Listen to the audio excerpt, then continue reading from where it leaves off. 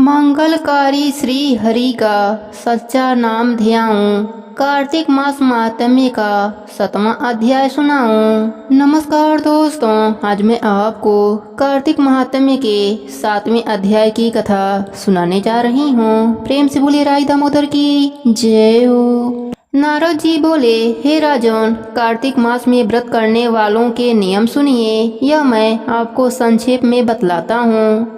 जो मनुष्य कार्तिक मास का व्रत करता है वह सब तरह के आमिष, मांस, ऊद, राई, खटाई तथा मादक वस्तुओं का प्रयोग न करे। यह व्रत करने वाला दूसरे का अन्न ग्रहण न करे, किसी से द्वेष न करे तथा तीर्थ के अतिरिक्त अन्य कोई यात्रा न करे। देवता, वेद, ब्राह्मण, गौ, व्रती, नारी, राजा तथा गुरुजनों की निंदा न करे। यह व्रत करने वाला दाल, तिल, पकवान व दान किया हुआ भोजन ग्रहण न करे। किसी की चुगली व निंदा न करे। किसी भी जीव का मांस न छूना।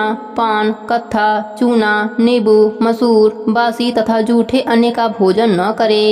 बकरी, गाय तथा भैंस के अतिरिक्त अन्य किसी पशु का दूध कभी भी प्रयोग में न लावे।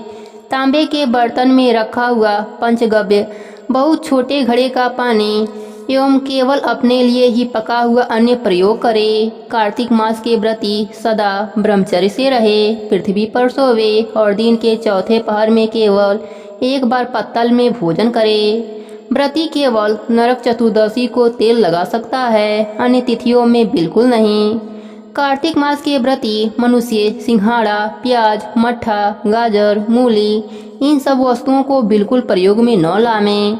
लौकी, मट्ठा, काशी फल, तरबूज इन सब वस्तुओं का कार्तिक मास का व्रती बिल्कुल सेवन न करें।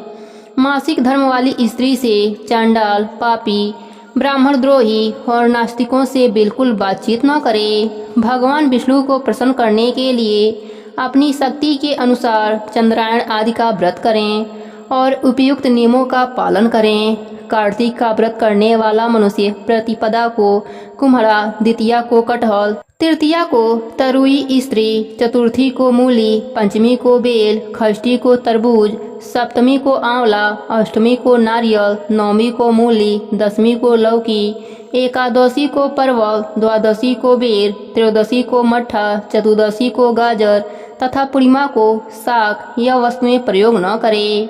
आंवला का प्रयोग रविवार को न करें। व्रती यदि इन शाकों में कोई शाक सेवन करना चाहे तो पहले ब्राह्मण को देकर खाएं।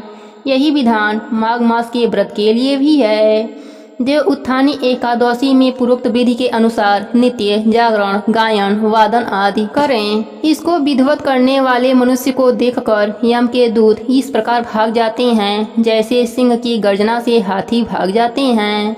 यह कार्तिक मास का व्रत सब व्रतों में श्रेष्ठ है। इसके अतिरिक्त जितने भी व्रत यज्ञ हैं वह 1000 की संख्या में किए जाने पर भी इसकी तुलना नहीं कर सकते, क्योंकि यज्ञ करने वाले मनुष्य तो केवल स्वर्ग में ही जाते हैं, किंतु कार्तिक मास में व्रत करने वाला प्राणी सीधा वैकुंठ को जाता है।